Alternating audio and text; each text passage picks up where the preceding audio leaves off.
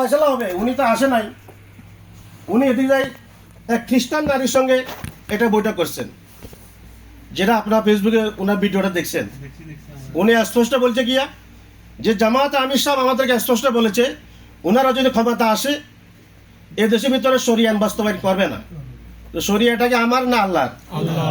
আল্লাহ যদি বাস্তবায়ন না করে তো আমার ইমান থাকবে? তো বেমার হল আমি কিভাবে থাকবো? মুনাফিক হল আমি কিভাবে থাকবো? এই জাল হল আমি কিভাবে থাকবো? যখন স্পষ্ট ঘোষণা দিয়েছে যে আমরা শরিয়ান বাস্তবায়ন করবো না, বাংলার কুফরি মতবাদ নিয়ে, কুফরি সংবিধান নিয়ে আমরা দেশ চালাবো, এটা গত কিছুদিন আগে স্পষ্ট উনি বলেছেন। এখন যিনি কুফরি মতবাদ নিয়ে মেনে নিয়েছে, তাহলে সুদকে মেনে নিয়েছে, জানা করে যোদা পতিতালা সবগুলো মেনে নিয়েছে। যে ব্যক্তি একজন দলের পদের আমিরও যদি পতিতালা মেনে নিতে পারে, সুদ করে বৈধ বলে ঘোষণা দিতে পারে, এর সঙ্গে থাকা করা সম্ভব? কখনো সম্ভব না। এরপর স্পষ্ট ঘোষণা কি দিয়েছে গিয়া আমরা ক্ষমতা গেলে শরিয়ান বাস্তবায়ন করবে না। তো শরিয়ান যদি বাস্তবায়ন না করেন, আপনি মানুষকে ইসলামের কথা, দিনের কথা আপনি কিভাবে নিয়ে আসবেন? এটা তো কখনো সম্ভব নয়। আর এরপরে আজকে ঘটনা দেখেন, কালকে ওরে আমাদের বলছে না একসাথে বসে, হ্যাঁ ওরাও বলছে, ওনাদের জোরে যারা ওনারা কথাটা ওনাদের মুখ থেকে বাইরে দিতেছে। এরপরে আব্দুল্লাহ মাতাহের গত এক সপ্তাহ আগে উনি একটা ফেনীতে আসুন একটা বক্তব্য দিয়েছেন।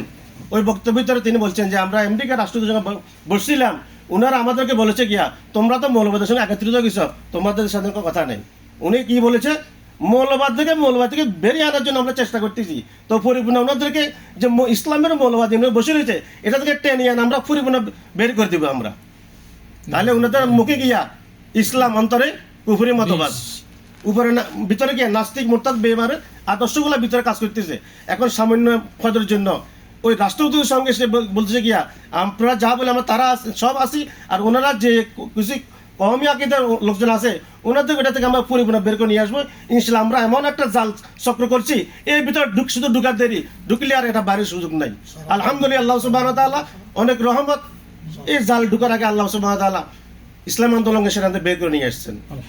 আলহামদুলিল্লাহ বলে এই জন্য আজকে জামাতে আমির সাহেব ফেনীতে গিয়েছেন, যে কোনো গত পরশু তারেক জিয়া গেছে। উনি একজন আলেমও ন, ইসলামের দলের নেতাও ন। তো ওনাকে তো দেখলাম না আমি যে একজন নারীকে এভাবে বুকে টানে নিয়ে কথা বলতে, আলিঙ্গন করা উনি করে নাই। আজকে উনি ফেনীতে কি করছেন, নারী ওনারা সামনে আসে, ঠিক আছে আপনাকে কত ভুল হোক, ইচ্ছা অনিচ্ছক কত আপনাকে সালাম করছে, সালাম করে চলে যাবে, আপনি কি করছেন? ওনাকে টানে ধরছেন, জড়াই ধরছেন। আপনি এই ভিডিও দেখেন আজকে ফেনীতে, এটা আজকের ফেনীর ঘটনা। একটা ইসলাম দলের নেতা যার নেতৃত্বে সারা বাংলাদেশ চলতেছে, উনি যদি একটা নারীকে আলিঙ্গন করতে পারে, তো কালকে তো সমস্ত আপনিও বলবেন হুজুর আর ফর্দার ওয়াজ করিয়েন না, আপনার আমিরে দেখছি কি করছে। এখন পাঞ্জাবি গাছ দিলে সবাই হুজুর, তুমি মাথা দিলেও সবাই হুজুর। এখন যে অন্যায় করছে তারা আপনি এই কথাটা বলবেন, আমি অন্যায় করি আমাকে এই কথা বলবেন।